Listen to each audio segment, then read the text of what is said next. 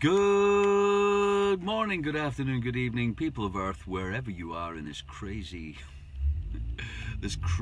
world spinning through space. Welcome to the fucking news with me, Deke Jackson, on Thursday, the 18th of November, 2021.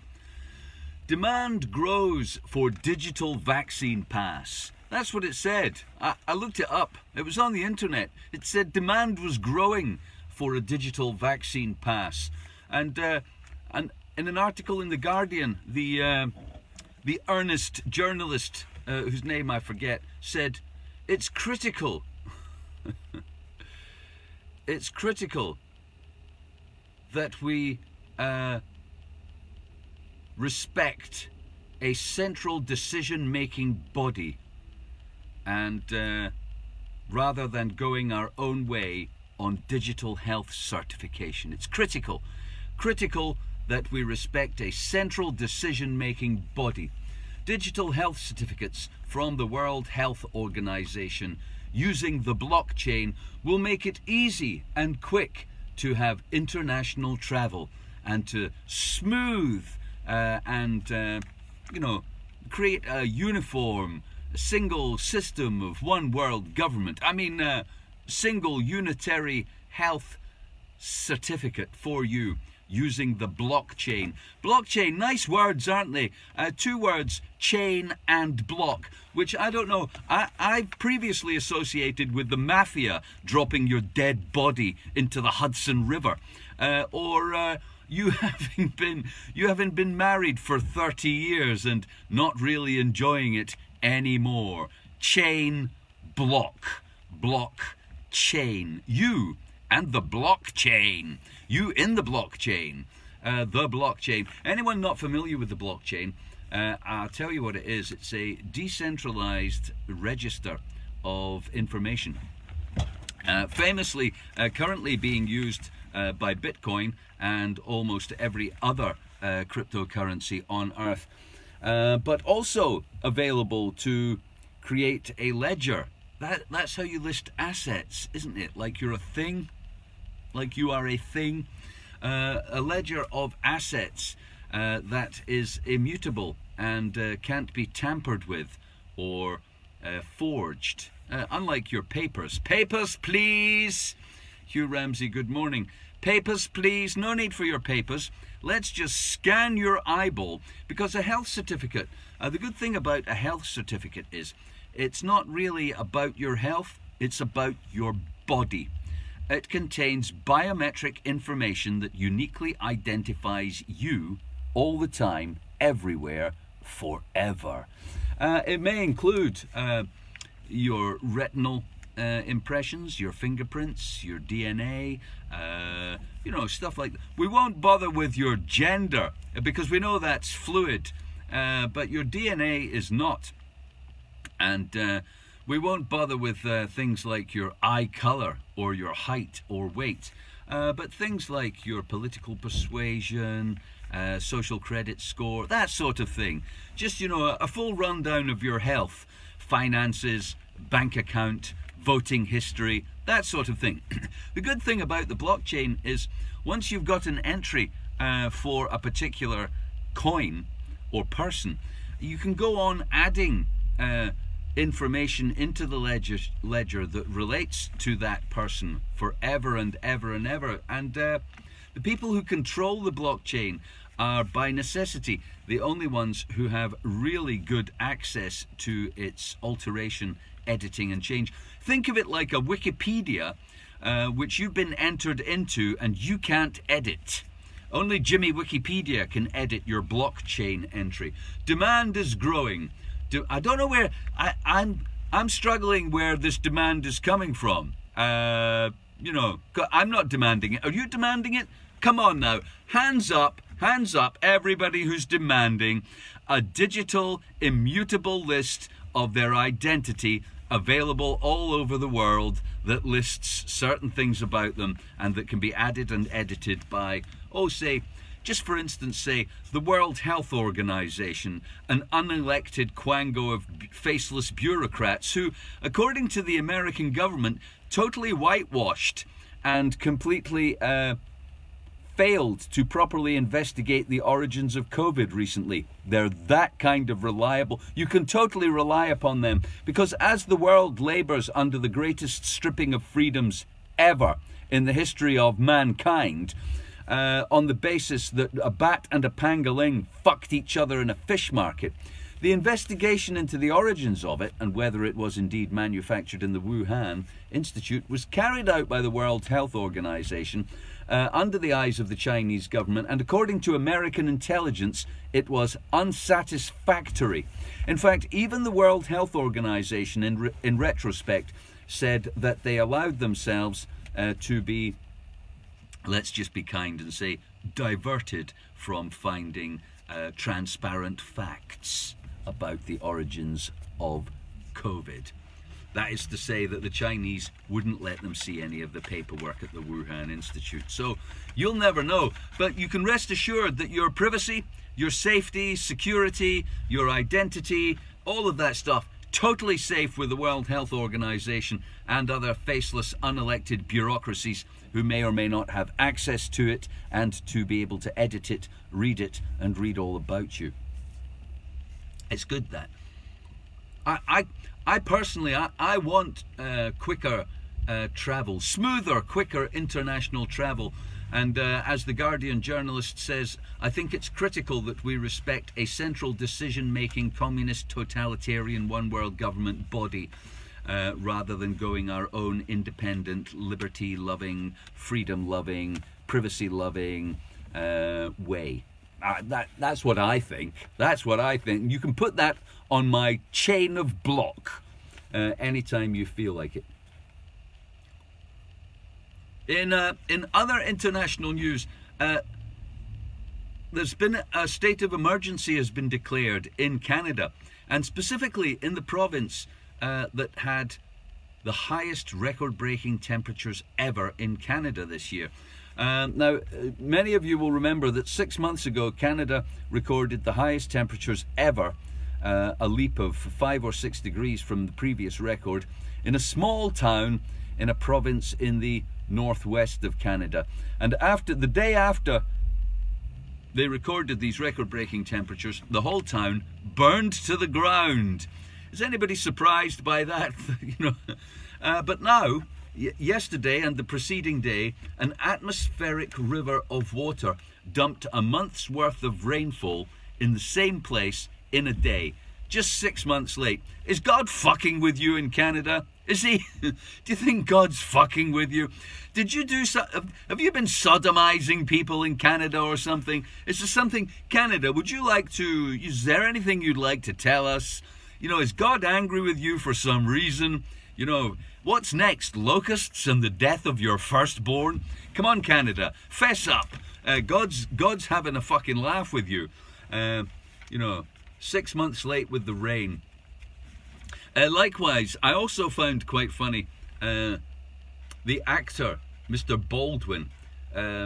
He's now being sued by several people for shooting dead the camera woman, cinematographer, if you like, who was filming him as he was making the film Rust. Now, Alec Baldwin said it was a 1 in a trillion shot, and the people suing him say that there was no need for him to fire that shot at all, that the script didn't call for him to pull the trigger. I should like to observe, Alec, you're fucking, what a guy. Honestly, cross-drawing an antique 6-shooter, firing from the hip and shooting her square in the fucking chest. Wow, that is a shot in a trillion. Because, see, with these old guns, I don't think you could hit a bus at 20 paces with these old guns. So it's really remarkable, Alec. My hat's off to you. There are gangbangers all over the east and west coast wondering, gee, what a dude. There are people with fucking 21st century rifle-barreled Glocks that couldn't pull that shot off. Maybe you've missed your vocation. Maybe you should be down the fun fair shooting dimes out of the air for $50. Just saying. Shot in a trillion. In other American news, and speaking of violence, I mean, these things may or may not be connected in your mind. The QAnon shaman has been sentenced for his part in the invasion of Congress. And one of the most recognizable people, good morning Finn Smith, who took part in the invasion of Congress, the QAnon shaman. Now, I've got a couple of things to observe about this. First of all, QAnon is a conspiracy about satanic pedophiles running the American government, which one would assume that the QAnon people are against. They're a sort of, you know, they're a pressure group, aren't they? Aren't they protesting about the satanic pedophiles running their government and hoping that Donald Trump brings them to justice quite soon? Well, sometime, okay. Never gonna fucking happen. But I can't help but observing that Satanism is the antipathy or the antichrist of God, and that God views shamanic practices as satanic. So is the QAnon shaman secretly a satanic shaman? Good afternoon, Al Christie. I mean, if you're a shaman, that's pagan. Pagan shaman, satanic. Shouldn't he have been there, you know, dressed as the Pope or something, or Jesus, or you're wearing a dog collar, something showing a little decorum and aligning himself with the non-satanic branch of mumbo jumbo that surely QAnon support. Surely QAnon are for the priest in the suit buggering your children. Sorry. I was forgetting there that all the respectable looking priests in suits from the Christian church have been buggering children for years. I wonder, is there a league table of paedophile buggering children? Are Satanists ahead or behind? The good guys have buggered loads of children, fucked and raped loads of kiddies, burned women at the stake. Are the Satanists playing catch up here with, is that what QAnon are worried about? That maybe the Satanist paedophiles are actually going to catch up with the Pope and his bad boys? Just wondering. Also, fans of numerology will note that the QAnon shaman was sentenced to 41 months. 4 and 1 is 5. 5 is the pentangle. I'm just saying, you Satan, Beelzebub, his works are woven into the very fabric of our life as he seeks to go to the top of the Champions League of buggering children. And in other American political news, Paul Gosker has been admonished, or even Bob McPherson, good afternoon. Paul Gosker is a congressman in America, and he tweeted a cartoon. He tweeted an anime cartoon of people sword fighting, and and faces of Democrats were overlaid onto people who were being beaten or cut with these swords. The Democrats have claimed that this is threats of violence against them, and that therefore he has been sanctioned for that. Aren't the Democrats humorless tossers? Aren't they really? They really are. Totally humorless, you know, robotic, po-faced tossers. Really? I mean, I'm neither Republican nor Democrat. But I like a metaphorical cartoon, a meme. You know, it's the 21st century. Has anybody seen Tom and Jerry? We let our children watch Tom and Jerry as they shot each other in the face, blew each other up, dropped anvils and pianos on each other's heads, and nobody ever thought that was bad because it's a cartoon. And in essence, cartoons are unreal. They're unreal. I'd just like to try and get this point over to the Democrats. Cartoons are not real. They do not depict real things. They depict imaginary things. So, you know, I hope that catches on. In other imaginings on the international news front, a Chinese tennis star recently went public with claims of sexual assault by her coach in the Chinese tennis team. And she has subsequently disappeared from public sight and released a press release through the Chinese government which says honestly, I'm okay. All that stuff I posted, that just so wasn't true. And I wonder, in relation to the Britney case, I wonder where Britney Spears fans are, who were for Britney and helped her escape the tyranny of conservatorship by her father. It seems like this Chinese tennis star could maybe do with your help, because I'm struggling to believe she is A, okay, and B, is retracting her claims of sexual assault by her coach.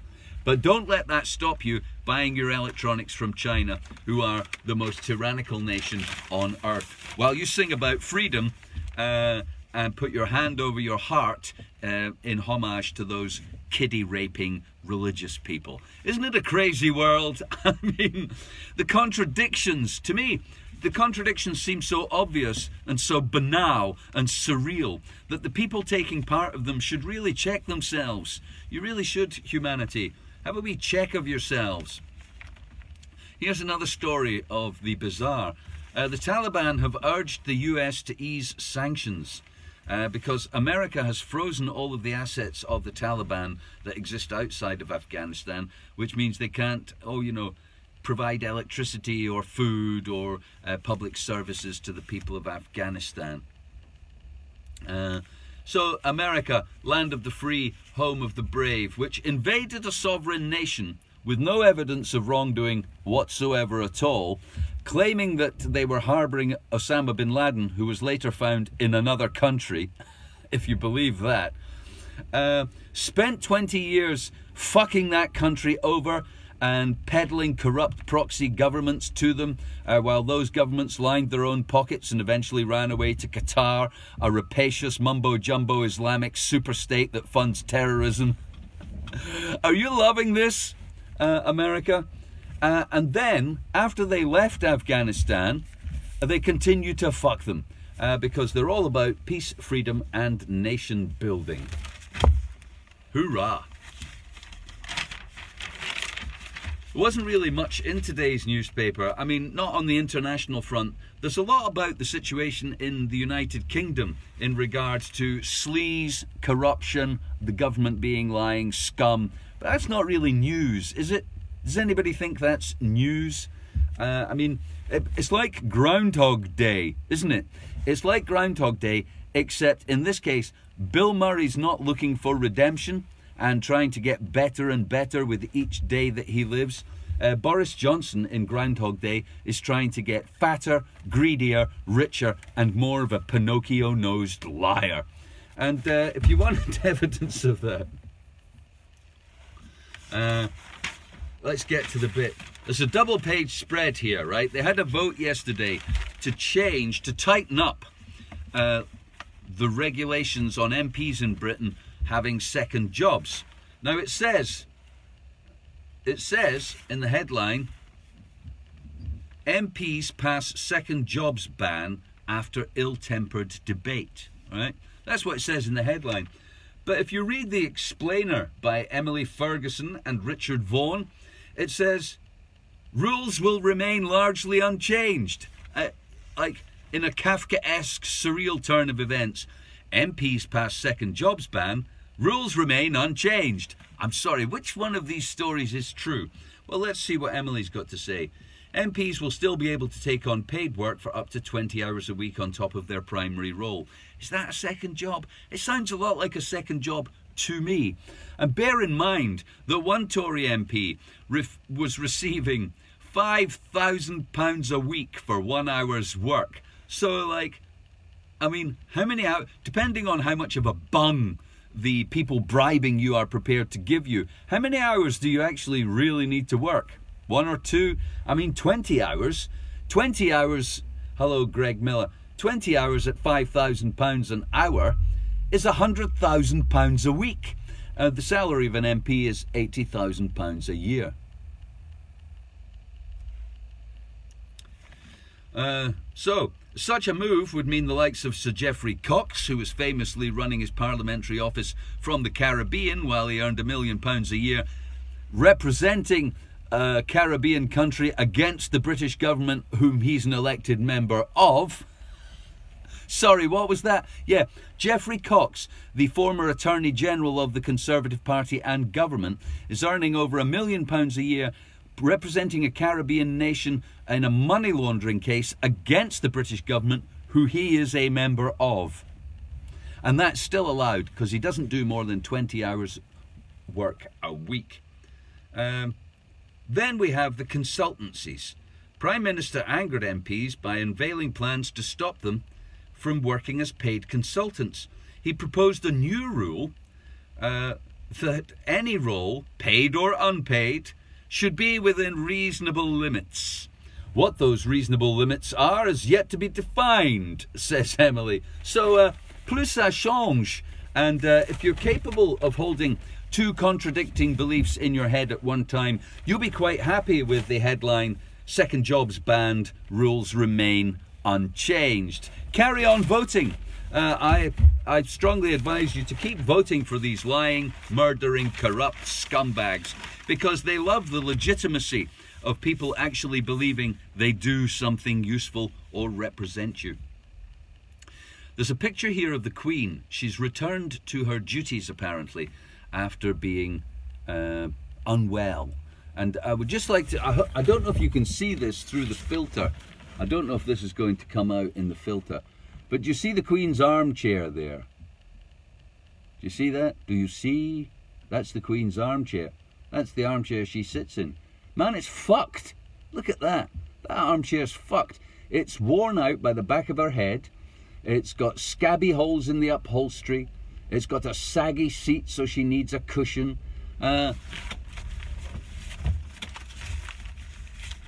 It made me, briefly, I had almost an epiphany. And I thought, gosh, the Queen's just an old lady who likes a comfy chair.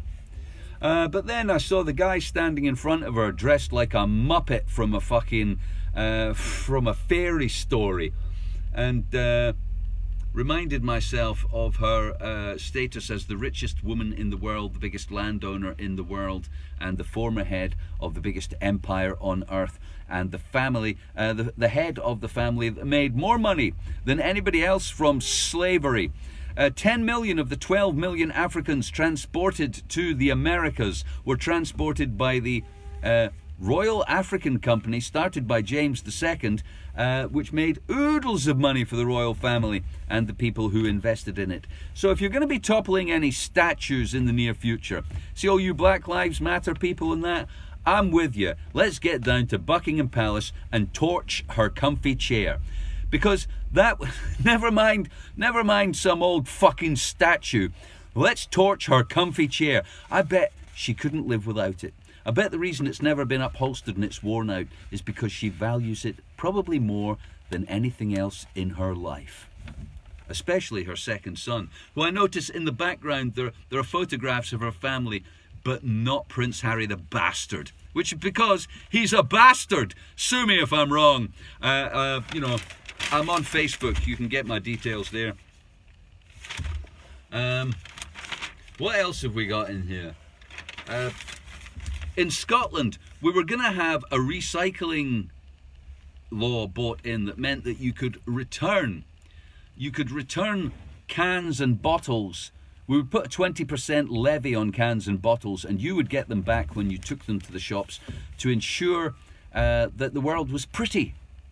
It would seem to me, because we don't want cans and bottles lying around making the place look untidy while we fuck over the third world and live lives of undeserved opulent decadence while we, you know, piss in the ocean, shit in the fucking land, and poison the air. We want it to look nice. So if you could all recycle your garbage, you know, and make the place look nice while we carry on, as COP26 proved, fucking the planet, just as long as it looks nice. Anyway, that policy to recycle cans and bottles by the Scottish Nationalist Party and the Green Party in Scotland has been shelved again for the second time. So, you know, not looking quite so good, their credentials as, you know, green people. Nicola Sturgeon also didn't join the Nations Against Coal at COP26. Here's the continuing soap opera of the terrorist attack. And you hear this every time there's a terrorist attack, whether it's in America, France, or Britain. You get the same kind of journalism, right? It goes like this. Was the suicide bomber mental? Did he have mental health problems? Right? He was detained under the Mental Health Act in 2015. Police are seeking to establish whether his mental health was a factor, and his mental health forms part of the investigation. I can clear that part of the investigation up for you. He is a total nutter. There you go. Is there any money is there a reward for information about his mental health? He was a total nutter. He built a bomb. He was going to blow people up with it, but he blew himself up. The man's mad as a hatter. He's crazier than a fish on a bicycle. He's a nut job. There you go. I think I've saved the taxpayer hundreds of thousands of pounds in police overtime there. Was he mental? Yes, he was mental. And his mental health, should have been in question when he declared himself to be a Muslim or a Christian, either one. Lordy! Because both of these, in my view, are a mental psychosis. And anybody, think about it, if it wasn't God you were proposing, right? If you were saying, there's this being, I know that this being exists. He guides my life. Sometimes I hear his words in my head. Alarm bells, ding, ding, ding, ding, ding. Could you be mental? No, I'm religious. Oh, well, that's okay then. You're not mental. Come on into government. Or, take part in civil society. Perhaps you'd like to bugger some children. Because you're not mental. Honestly, we don't think you're mental whatsoever at all. One of Britain's most expensive jets has crashed into the sea in the Mediterranean. Britain bought these jets from America. We're going to buy a fleet of them. They cost $100 million each. Man, for that money, we could bribe the enemy to fuck off, couldn't we? I mean, we're going to spend $6 billion on these jets by 2025. $6 billion? Fucking hell. Okay, $6 billion on the world's most advanced fighter bomber jet platform ever made, right? Can take off vertically at night in a storm. It can't be seen on radar. It flies faster than the speed of sound, almost twice as fast as the speed of sound. And you get, apparently we'll get 48 for $6 billion by 2025. For the British taxpayer, I should just like to kind of quantify this, because we paid Serco $42 billion to track and trace the population of the United Kingdom.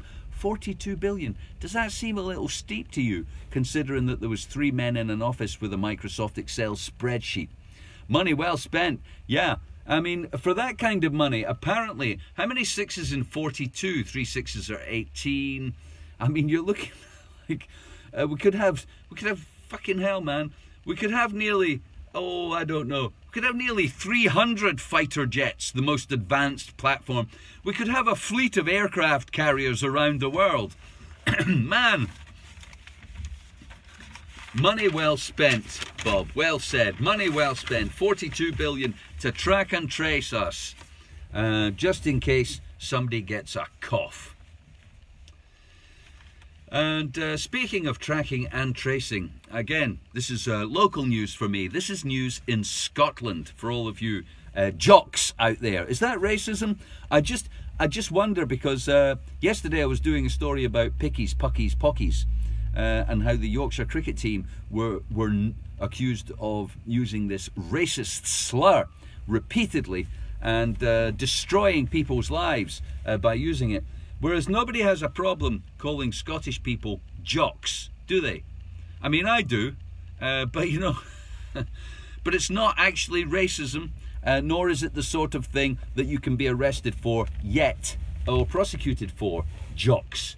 So anyway, us jocks, Jockeye the New, They're planning a vaccine passport system in Scotland. Well, they've already got one. They're planning to extend it. But because it turns out that vaccinated people are still spreading the disease, wait a minute, that may seem counterintuitive, but let's run with this. It turns out that vaccinated people, even though living in Deutschland, caught between the devil and the deep blue sea, nice. I like Germany. I'd live in Germany. They're very well behaved people, and the roads all have the white lines in exactly the right places. I'm not anal or anything. I just like that. That level of order and attention to detail will take Germany a long way. Yes, it will. So in Scotland, the vaccine certification scheme is to include, for certain venues, it's not enough, right? It will not be enough that you have been double jabbed, right? In Scotland, your vaccine certificate will not be enough to get you in the doors of the venue. Maybe it's a cinema, a football match, a disco, a club, something like that. You will also have to have a negative test. So that's just evidence, if you needed it, of how well the vaccine rollout has worked. Because everybody who's had the vaccine, jab, booster, will also need a negative test. Just in case the incredibly efficacious medicine for which we redefined the word vaccine in April in the Merriam-Webster dictionary, just in case that incredibly efficacious medicine you're being injected with doesn't stop you getting it or spreading it, you will also need a negative test. Just in case jab booster isn't working. I mean, you know.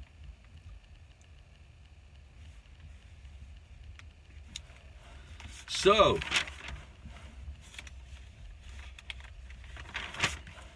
blah, blah, blah.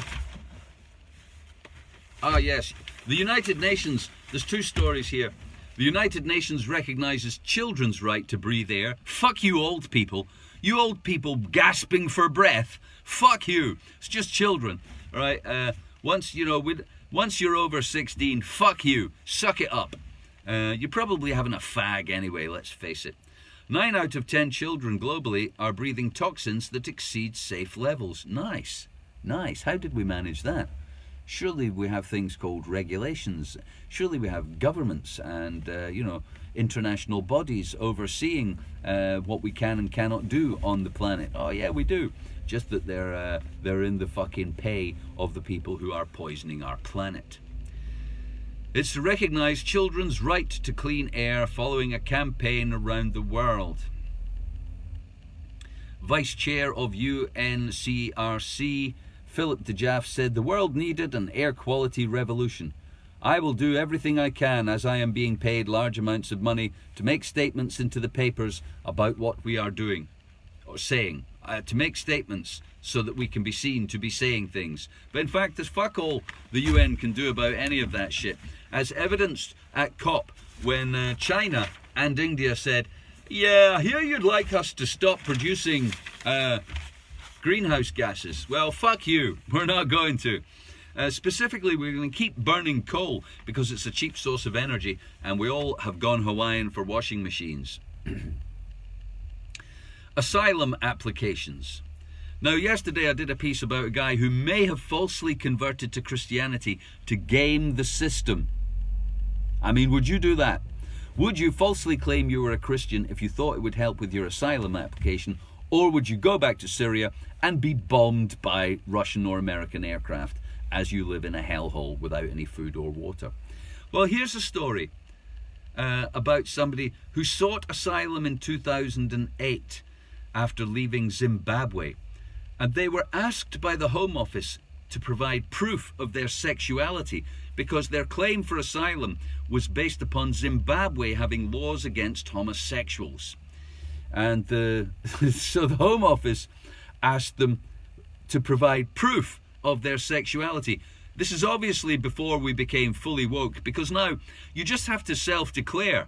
You can self-declare your gender and your sexuality, and it's rude to question you about your motives or indeed the evidence for your state of being. But back in those days, because we were worried about false conversion. I like to think that the Home Office wheeled in, you know, a guy wearing some chinos and a Fred Perry shirt and said, fuck him. Come on, he's an attractive young man. He's wearing some aftershave. Fuck him. Come on. We don't believe you're gay. Or, in fact, you'll have to prove you are gay by committing a gay act. So suck some cock or take it up the ass right now, or it's back to fucking Zimbabwe.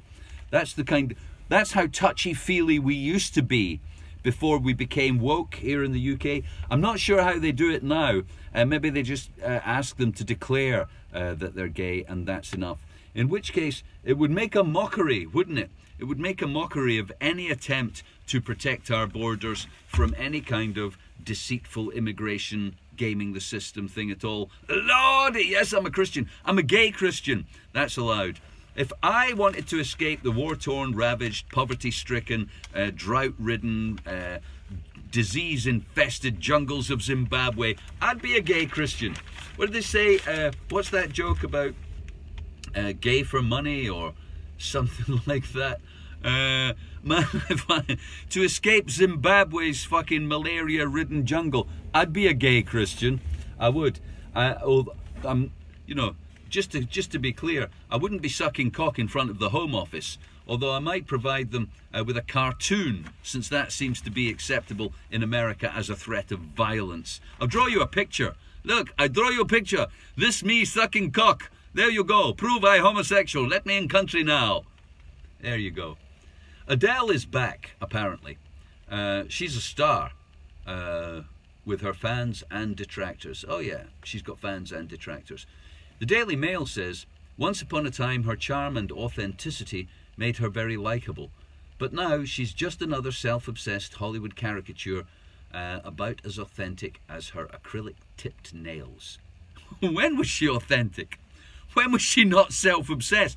Oh yeah, I remember her first album about global famine and the torture and the oppression of the Uyghur people in Mongolia. Oh no, that was somebody else. Wait, no, I remember her second album about the poverty of the favelas in Mexico City and the oppressive regimes of proxy tyranny that America foisted on South America. Oh no, that wasn't her, was it? No, I remember her third album, the one about the corruption at the heart of the industrial capitalist system, where a few wealthy banking families own everything of value on planet Earth and we're their livestock. Oh, wait a minute, that wasn't her either. No, she's always been a self-obsessed tart, hasn't she? I mean, that's basically her fucking shtick, isn't it? We could have had it all. You could have had me. You could have put your head between my tits and gone. Yeah, Adele, yeah. When did she turn into a self-obsessed person singing solely about her own navel-gazing relationship problems? When did that happen? That's terrible. I don't know. Where's the authenticity? Where's the authenticity in our entertainers these go? Concerns grow for missing Chinese tennis champion. I can save you your worry. She's a goner. She'll be in a camp with the Uyghurs. Adele will be singing about her on her next album. Oh, I feel so bad for the Chinese tennis star who was raped by her coach and then sent to a re-education camp. Oh my, ooh. Yeah, Adele. I feel for you. It's awful. They say, there's a saying, you can't sing the blues when you're rich. You can. You can sing the blues when you're rich. There's plenty of things. The blues is uplifting and, you know, it's a soulful thing. The blues is it's also a musical genre which lends itself to hip-hop and even funk. So, you know, you can sing the blues when you're poor, and you can be a self-obsessed diva your entire career. I don't have a problem with that. Racism. 10 people were found dead at the bottom of an overcrowded wooden boat, with 99 surviving migrants rescued off Libya. The victims suffocated as the boat listed at sea for 13 hours. The group lamented 10 avoidable deaths. like the other 1,225 who have lost their lives crossing the Mediterranean Sea. That's the chorus in Adele's opening song at our next gig. 10 people were found dead at the bottom of an overcrowded wooden boat. Overcrowded wooden boat. That's the chorus. Sing along now. The victims were suffocated while the packed boat listed at sea for 13 hours. Nobody gives a fuck. I don't give a fuck. I'm not even going to pretend to you that I give a fuck. I don't give a fuck. I don't know these people. People die all the time. The population of Earth increases by 240,000 every day. And I'm not sending them a fucking birthday card either. So you'll get no condolences for me when your nameless, faceless immigrant body dies at the bottom of an overpacked boat. But I would like to point out that while people in this country are frothing about whether somebody who was captain of the Yorkshire cricket team and played for England and was, enjoying the benefits of our country, that we're frothing at the mouth about whether or not somebody said picky, pucky, pocky to him. Well, people are drowning in large numbers all over the world. People are drowning and being killed and locked up by regimes we fund and buy our consumer goods from. So save me your fucking pretense at giving a fuck. You don't give a fuck. And the more people pretend that they care about racism and that they're worried about whether or not people are being subject to racism, the more I suspect they are actually racist. I have never, ever discriminated against or acted in a prejudiced way towards anybody, regardless of their skin color, religious belief, anything. People will tell you I'm a courteous, polite, and pleasant person to interact with in reality. And so I don't need to profess any fake kind of care about whether or not you are suffering, because I don't know you. And, it's a hard life out there. So, good luck living it. But I don't need to profess or pretend that I care about you for my virtue, because that would be a lie. I don't know you, don't give a fuck about you, whether you're, whether you are suffering racism or drowning as a migrant. I don't know about it unless I'm told, and I don't care about it when I am, because life's not like that. And people who pretend they do are lying. They're lying to cover up the fact that they don't care, and they feel bad about saying they don't care. Apathy and acceptance. Apathy and acceptance. Self-interest. Come on, fess up. Does anybody care about the migrants freezing to death on the Polish border?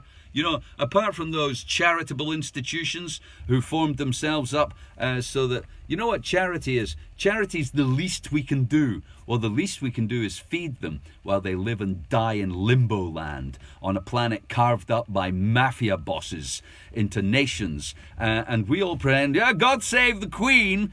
We all pretend that it's okay. It's okay to support nationalism and borders and your national identity, and to buy shit from China, who's just probably killed a tennis star for being raped and saying so. But you're not allowed to appear to not care. You've got to appear to care and pay lip service to the idea that you're not racist, while you watch human beings. There are no such things as races. There are no races of humans. Human beings. It's not migrants that are drowning and freezing to death on the borders of Poland or in the Mediterranean. It's humans.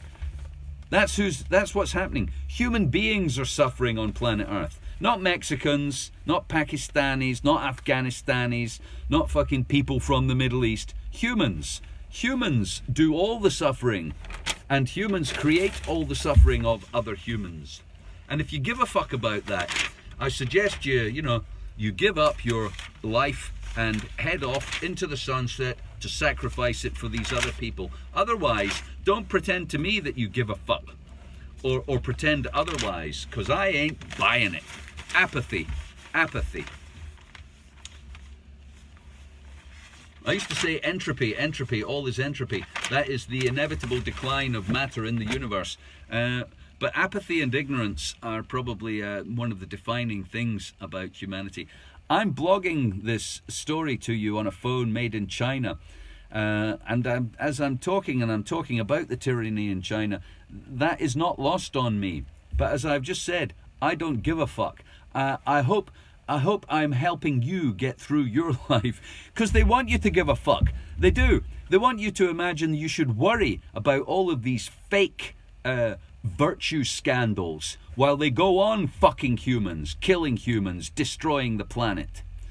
And I don't. I'm well aware that humans are their own worst enemy, but they're also, we're worth it. Honestly, see if we have to hollow out this planet and kill most of us to escape to another rock and then do it again. We're worth it. We really are. That's the way life is. And anybody who thinks contrary should have a look at the moss growing on dead bodies. That life. What's life about? It's about life. Life is about staying alive, in essence, and being alive, regardless of anything else. So here's to hollowing out the planet and leaving it a radiation-soaked hellhole for the cockroaches as we fly to the space as genetically engineered super beings who have nothing but disdain for our inferior previous generations of humans. That's not racism, isn't it? What are we going to call it when genetically engineered superhumans round us all up and put us in camps? That won't be racism. Perhaps that will be. That would genuinely be racism. If we create a new super race of human beings and they kill us all, that would be racism. I'm off to have some fun. I hope you are too. Because today is as good as it's going to get, and tomorrow will suck just a little bit more. Thanks for watching.